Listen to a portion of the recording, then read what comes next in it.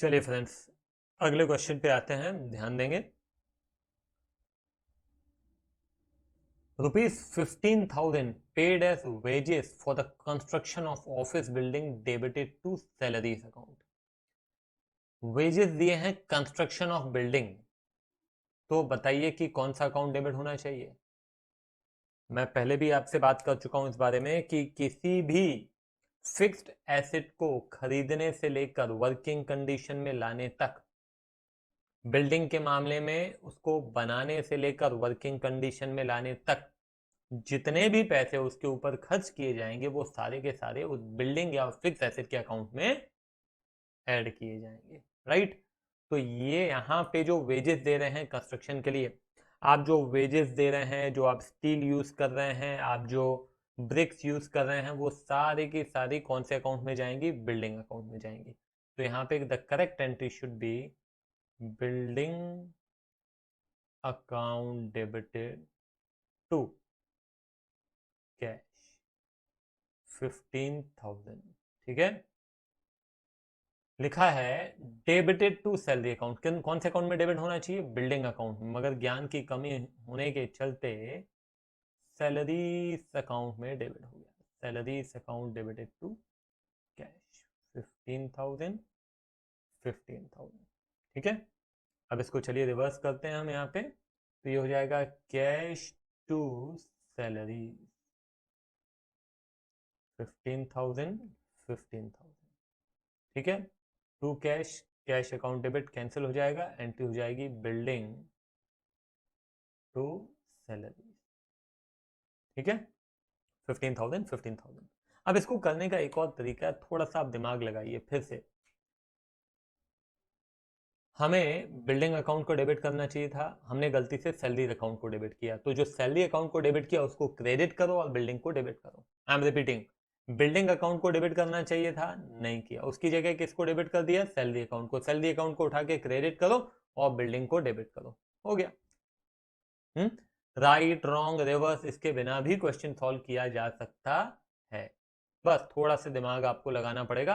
हाँ, मगर एग्जाम में गलत ना हो इसके लिए जब तक बहुत ज्यादा अच्छा कॉन्फिडेंस नहीं आ जाता तब तक आप उसको राइट रॉन्ग रिवर्स से ही करेंगे, उसमें गलती होने के चांसेस कम होते हैं। क्लियर है? चलो, 20,000 spent on purchase of material for construction of building. अब बिल्डिंग मटेरियल भी खरीदा तो कौन से अकाउंट में डेबिट होना चाहिए बताओ? बिल्डिंग अकाउंट में। तो एंट्री होनी चाहिए building account debited to cash. कितना? 20,000 and 20,000, this is the correct entry.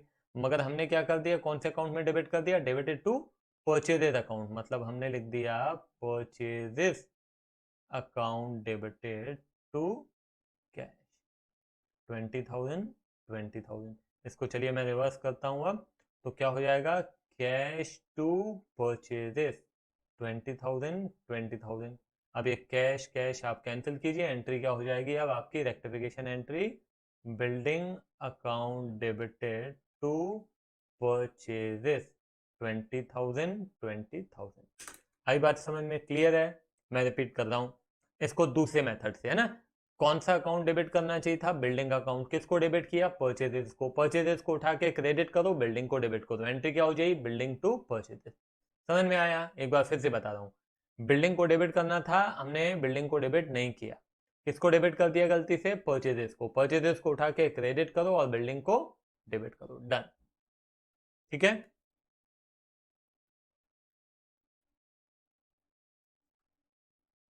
50,000 spent on extension of building was debited to building repair account। Extension of building मतलब मान लीजिए कि 2 ब्लॉक्स हैं बिल्डिंग के, एक ब्लॉक और बना रहे हैं, तो वो भी बिल्डिंग ही कहलाएगा, बिल्डिंग अकाउंट ही डेबिट करना है हमको। मगर हमने बिल्डिंग अकाउंट को डेबिट करने की बजाय किसको डेबिट कर दिया? बिल्डिंग रिपेयर्स को। अब उस मेथड से पहले एक बार देख लो, बिल्डिंग अकाउंट को डेबिट करने की बजाय किसको डेबिट किया? बिल्डिंग रिपेयर्स को। बिल्डिंग रिपेयर्स को उठा के क्रेडिट करो और बिल्डिंग को डेबिट करो। बिल्डिंग को डेबिट करना था, नहीं किया, उसकी जगह क्या कर दिया? डेबिट बिल्डिंग रिपेयर्स, तो बिल्डिंग रिपेयर्स को उठा के क्रेडिट किया और बिल्डिंग को डेबिट किया, तो building to building repairs, this should be the rectification entry. मगर हमको उस मेथड से यदि करना है तो वो भी करके देख लेते हैं। Building to cash 50,000 50,000। Wrong entry क्या है? Building repairs to cash was debited to building repair. ठीक है, आधी बात समझ में। ये 50,000 50,000, इसको मैं रिवर्स करता हूँ। कैश टू बिल्डिंग रिपेयर कितना 50 50। कैश डेबिट कैश क्रेडिट, बचा क्या building to building repair. Simple है।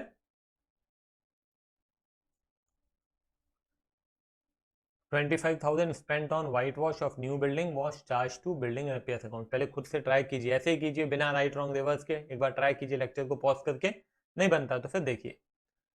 तो हमने white wash of new building, किसी भी बिल्डिंग को हमने नई बिल्डिंग खरीदी तो ऑब्वियस सी बात है उसको हम उसमें अपना ऑफिस वर्क स्टार्ट करने से पहले उसको क्या कराना पड़ेगा, व्हाइट वॉश। तो व्हाइट वॉश एक्सपेंस भी आपका क्या है, बिल्डिंग अकाउंट में ही जोड़ा जाएगा, क्योंकि पहली दफा मैंने बताया ना, किसी भी फिक्स एसेट को खरीदने से लेकर वर्किंग कंडीशन में लाने तक, तो वर्किंग कंडीशन में लाने के लिए व्हाइट वॉश कराना जरूरी है। तो बिल्डिंग अकाउंट डेबिट, ठीक है, बिल्डिंग अकाउंट डेबिट होना चाहिए। क्या डेबिट कर दिया, बिल्डिंग रिपेयर।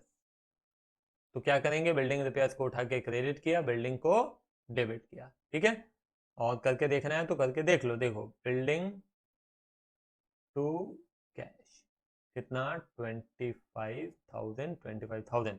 अब हमने यहाँ पे क्या लिख दिया, building repair to cash, same जैसा पिछला था वैसा ही है। 25,000 25,000, इसको चलिए मैंने लिख दिया cash to building repair 25,000 25,000। Cash cash cancel हुआ, क्या बिल्डिंग टू बिल्डिंग रिपेयर। ठीक है, चलो आगे देखते हैं। 1,000 paid as installation charges for newly purchase second hand machinery posted to cartage account. पहली बात तो इंस्टॉलेशन चार्जेस जो आपने दिए हैं, सेकेंड हैंड मशीन खरीदी, इंस्टॉल कराओगे आप, तो वो इंस्टॉलेशन चार्जेस भी आपको किस में लिखने चाहिए, मशीनरी अकाउंट में लिखने चाहिए। तो मशीनरी अकाउंट को डेबिट करने की बजाय कहाँ लिख दिया हमने, कार्टेज अकाउंट में लिख दिया। अरे बात समझ में।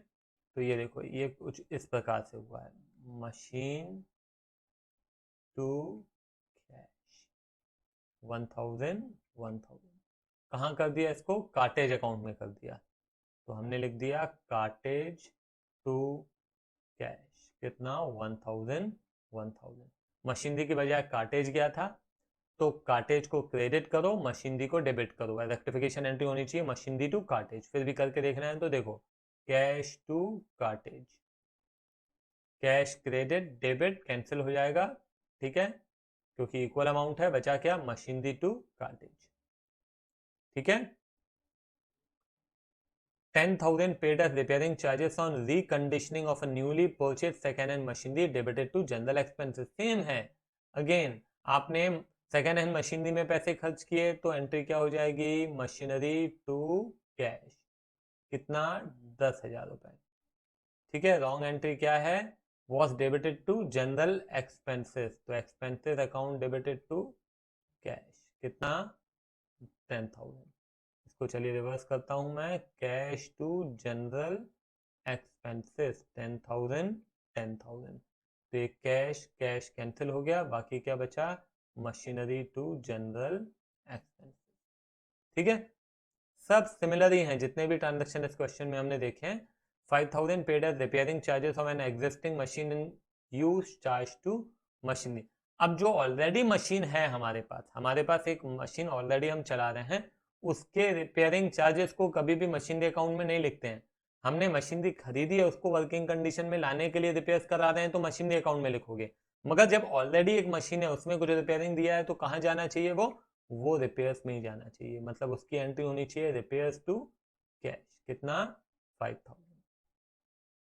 अब हमने क्या कर दिया, उसको हमने उसको लिख दिया क्या, मशीनरी टू कैश। अभी ध्यान देना, पहले ऐसे ही करके देखो, रिपेयर्स अकाउंट को डेबिट करना था, किसको डेबिट कर दिया, मशीन को डेबिट कर दिया, मशीन को क्रेडिट करो, रिपेयर्स को डेबिट करो, रिपेयर्स टू मशीनरी। करके देखिए अब, ये लो, ये मैंने रिवर्स किया क्या, cash to machine, cash to machine 5,000 5,000। ठीक है, तो कैश कैश कैंसिल हो गया, repairs to machine, repairs to machine. ठीक है, आई बात समझ में। 10,000 paid by cheque for a printer was charge to office expenses. Printer खरीदा तो भाई प्रिंटर अकाउंट को डेबिट करना चाहिए ना, प्रिंटर टू कैश, ये लिखना चाहिए। मगर हमने क्या लिख दिया बताओ, प्रिंटर की बजाय क्या लिख दिया, ऑफिस एक्सपेंस, ऑफिस एक्सपेंस लिख दिया। तो ऑफिस एक्सपेंस टू कैश।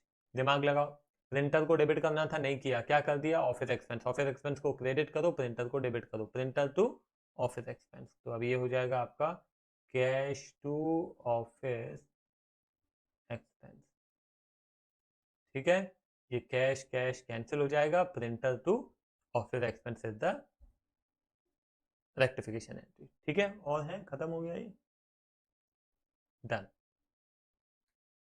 ठीक है, तो चलो यहीं पे खत्म करते हैं, मिलते हैं फिर अगले लेक्चर में, बाय बाय।